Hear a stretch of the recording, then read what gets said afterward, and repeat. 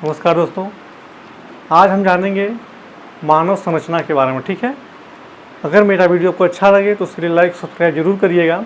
सबसे पहले हम जानते हैं कि जो मानव का शरीर है उसकी जो सौंदर्यता है वह सौंदर्यता केलोलॉजी के तहत अध्ययन की जाती है। ठीक है, उसे हम कहते हैं केलोलॉजी। ठीक है,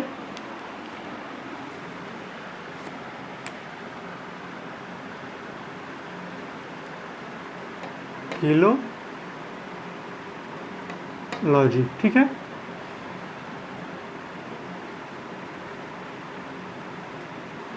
अब हम जानते हैं कि मानव के जो शरीर है उसमें 206 हड्डियाँ पाई जाती हैं। ठीक है, 206 हड्डियाँ पाई जाती हैं और सबसे बड़ी हड्डी, जो सबसे बड़ी हड्डी होती है वह फीमर। ठीक, ये जांघ की हड्डी होती है। इसके बाद हम आगे बढ़ते हैं, सबसे छोटी हड्डी तो वो स्टेपीज। ठीक है, किसकी हड्डी होती है? कान की हड्डी होती है।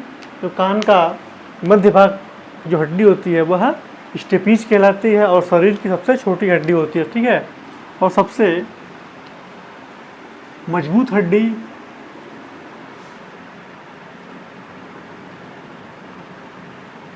जबड़े की हड्डी होती है। ठीक है, सबसे मजबूत जो हड्डी होती है वह जबड़े की हड्डी होती है। और अगर ये पूछा जाता है कि सब शरीर का सबसे मजबूत तत्व कौन सा है तो एनामिल है। ठीक है, एनामिल।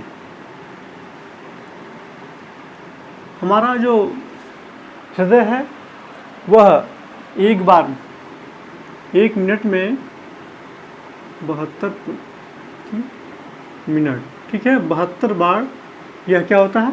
धड़कता है। ठीक है, कभी कभी इसकी गति अनियंत्रित हो जाती है अगर, तो इसके लिए पेस मेकर। ठीक है, यह भी परीक्षा में पूछा गया है काफ़ी बार, पेस मेकर क्या है। ठीक है, पेस मेकर और हृदय से संबंधित जितनी भी बीमारियों को जानने के लिए ईसीजी का प्रयोग करते हैं हम। ठीक है, जो ईसीजी की जांच होती है, ईसीजी, ठीक है, इलेक्ट्रोकार्डियोग्राफ। ठीक है, ईसीजी के तहत हम हृदय के विकारों को जानते हैं। ईसीजी हृदय से संबंधित है और हृदय 1 मिनट में 72 बार धड़कता है और हृदय के जो गति अनियमित हो जाती है उसके लिए हम पेसमेकर का इस्तेमाल करते हैं। ठीक है, अब मस्तिष्क का वजन कितना होता है? वह 1350 ग्राम। ठीक है, 1350 ग्राम। अगर दिया रहता है आगे अगर 1400 तक तो ये भी सही है। ठीक है, 1350 से 1400 ग्राम तक होता है। अगर सिर्फ 1350 देता है तो वो भी सही है। ठीक है, अब जो मस्तिष्क है इसका सबसे बड़ा भाग क्या होता है? तो सेरेब्रम। ठीक है, सेरेब्रम इसका सबसे बड़ा भाग होता है।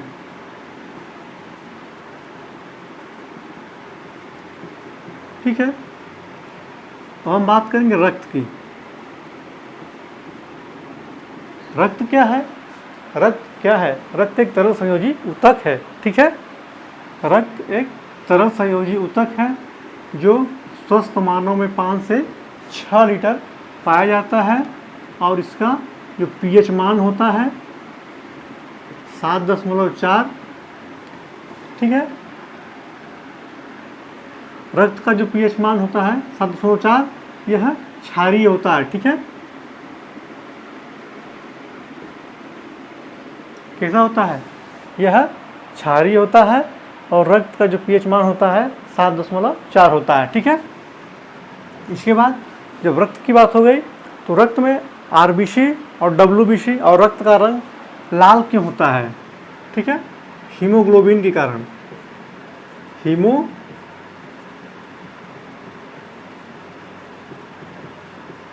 ठीक है, रक्त हीमोग्लोबिन के कारण लाल होता है और रक्त का कार्य क्या होता है? ऑक्सीजन का परिवहन। ठीक है, ये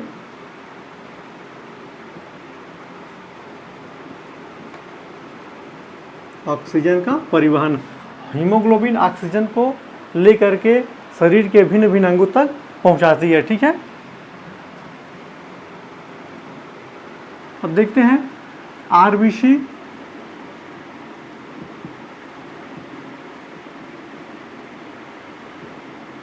और डब्ल्यूबीसी। आरबीसी श्वेत, डब्ल्यूबीसी श्वेत रक्त कणिकाएं और लाल रक्त कणिकाओं को हम आरबीसी के नाम से जानते हैं, ठीक है। इसका अलग नाम भी है आरबीसी का, एरिथ्रोसाइट,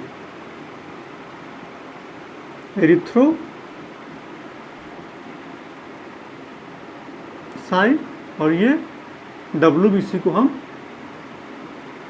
ल्यूकोसाइट, ठीक है। इसको हम एरिथ्रोसाइट कहते हैं और डब्ल्यूबीसी को हम ल्यूकोसाइट कहते हैं, ठीक है। अब आरबीसी का निर्माण कहाँ होता है?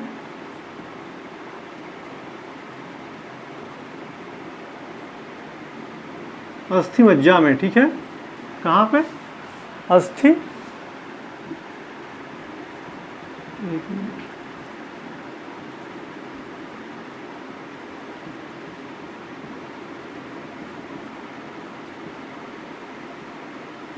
अस्थि मज्जा में, ठीक है। अस्थि मज्जा में इसका निर्माण होता है।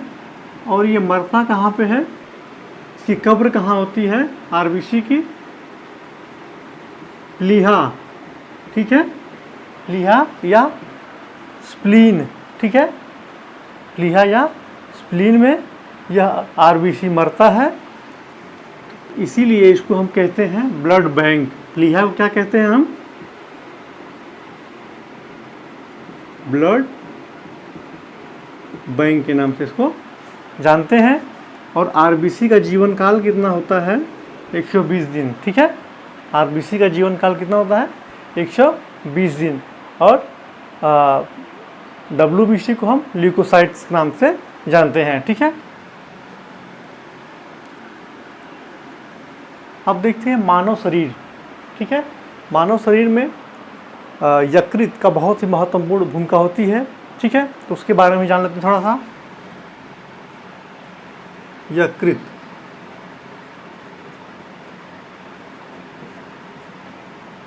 या लीवर, यकृत यह पूरे शरीर की सबसे बड़ी ग्रंथि है, ठीक है। सबसे बड़ी ग्रंथि कौन सी है? यकृत है, ठीक है। अब सबसे छोटी ग्रंथि कौन सी है? पिट्यूटरी, पिट्यूटरी ग्रंथि, ठीक है। पिट्यूटरी ग्रंथि या मास्टर ग्लैंड के नाम से भी उसको जानते हैं, ठीक है। अब देखते हैं दूसरे नंबर की सबसे बड़ी ग्रंथि कौन सी है। दूसरे नंबर की सबसे बड़ी ग्रंथि अग्नाशय है। क्या है?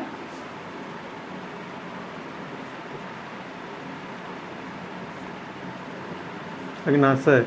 यह एक अंतःस्रावी एवं बहिर्स्रावी दोनों को होती है, ठीक है। अंतःस्रावी और बहिर्स्रावी दोनों तरह की यह एक ऐसी लीवर सबसे बड़ी ग्रंथि है। और अग्नाशय यह एक ऐसी ग्रंथि है जो अंतःस्रावी भी है और बाह्यस्रावी भी है, ठीक है। और इसी अग्नाशय से हमें इंसुलिन मिलता है, ठीक है। क्या मिलता है? इंसुलिन। इंसुलिन का स्राव होता है, ठीक है। जब स्राव कम हो जाता है, ठीक है, जब इंसुलिन का स्राव कम हो जाता है तो मधुमेह, ठीक है, मधुमेह नामक बीमारी हो जाती है या डायबिटीज, ठीक है। जो ये इंसुलिन है यह क्या है? यह एक हार्मोन्स है, ठीक है। क्या है? इंसुलिन हार्मोन्स होता है। और हार्मोन्स के अनियमित होने से जब अग्नाशय के द्वारा इंसुलिन का स्राव कम हो जाता है तो हमें मधुमेह की शिकायत हो जाती है या डायबिटीज हो जाता है। और इंसुलिन क्या है? इंसुलिन एक हार्मोन्स है, ठीक है।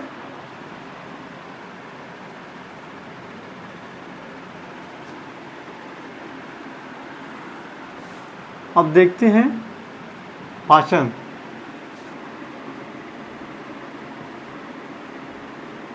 ठीक है, पाचन जब शरीर में मुख के द्वारा भोजन लिया जाता है तो उसका पाचन कहाँ होता है? ठीक है, अगर पूछा जाता है कि भोजन का पाचन कहाँ शुरू हो जाता है तो भोजन का पाचन मुख से ही शुरू हो जाता है, ठीक है। लेकिन जब भोजन पचता है तो उसका अवशोषण कहाँ से किया जाता है? वो छोटी आंत से किया जाता है, ठीक है।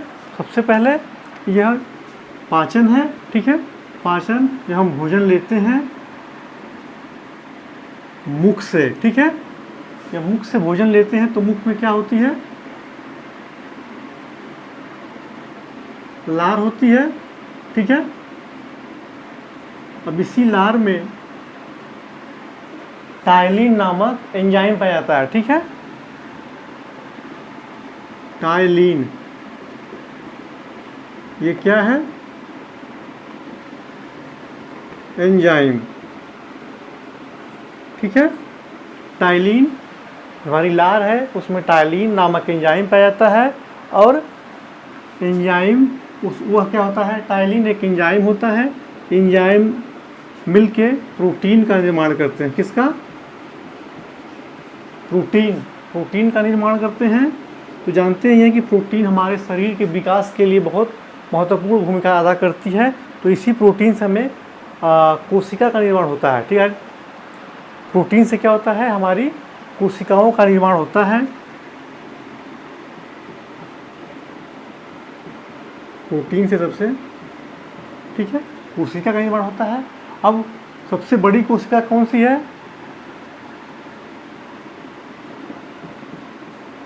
तंत्रिका तंत्र। थोड़ा जल्दी कर रहा हूँ, ठीक है, वीडियो बड़ी हो जाएगी, ठीक है। तंत्रिका तंत्र होता है।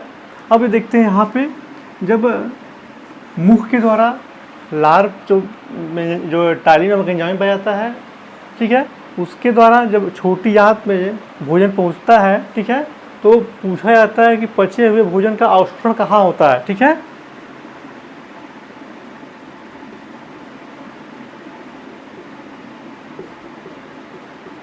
भोजन का अवशोषण कहाँ होता है? तो यह छोटी आंत में, ठीक है, छोटी आंत में होता है। अब कभी कभी पूछता है खोपड़ी में कितनी हड्डी होती है, ठीक है। खोपड़ी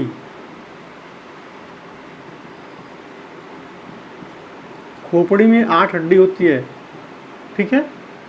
मांसपेशियां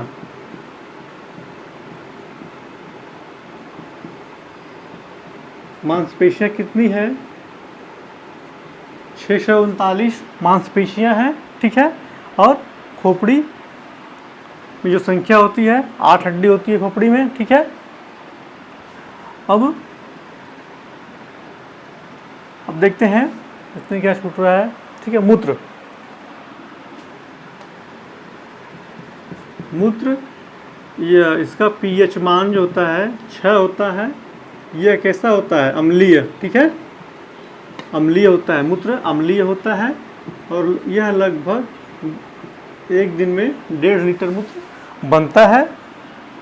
और पूरे मूत्र में 2%, ठीक है, यूरिया पाई जाती है और यूरिया के कारण मूत्र महकता है, ठीक है, दुर्गंध देता है, ठीक है। हाँ, एक बात और, जो रक्त है, ठीक है, रक्त के पूरे शरीर के भार का 7% रक्त होता है, ठीक है।